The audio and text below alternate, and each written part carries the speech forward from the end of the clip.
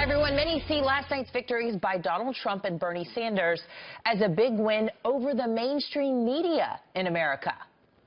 The people of New Hampshire have sent a profound message to the political establishment, to the economic establishment, and, by the way, to the media establishment.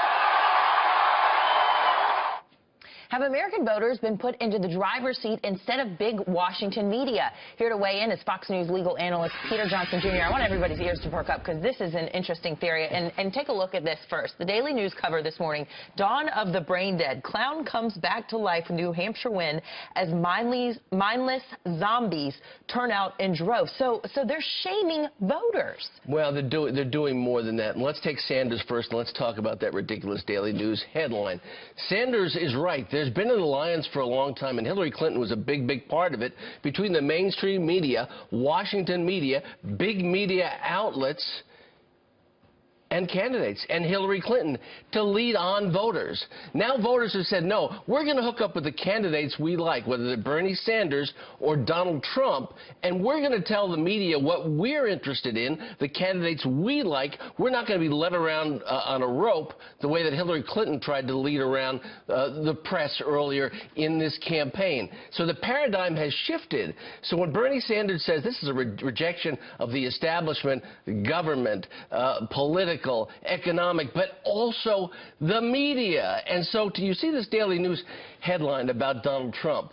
So it's an attack on Donald Trump. Politicians are used to that. But more than that, it's an attack on Americans, that they're somehow brain dead, that they're lifeless, that they're zombies, that they're stupid, that some of you folks are stupid at home because you voted for Donald Trump or you want to vote for Donald Trump.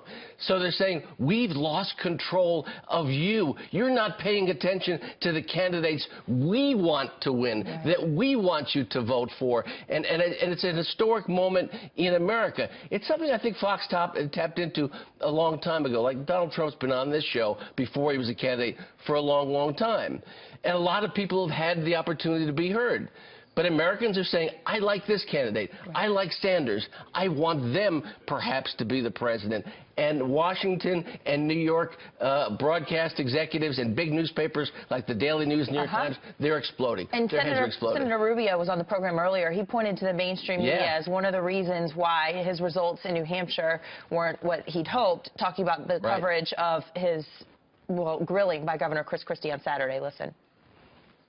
What happened is, obviously, Saturday night, the debate went the way it went, and then just the media coverage over the last 72 hours was very negative about it and so forth. And so the last thing voters heard going into the booth yesterday was, you know, something bad happened on Saturday night. And so it made it very difficult for us to get any other message across.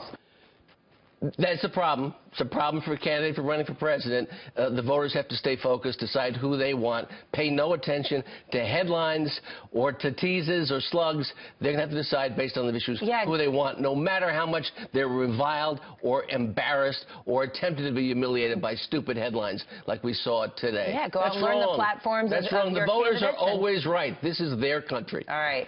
Peter Johnson, Jr., thank you so much for that analysis. Okay.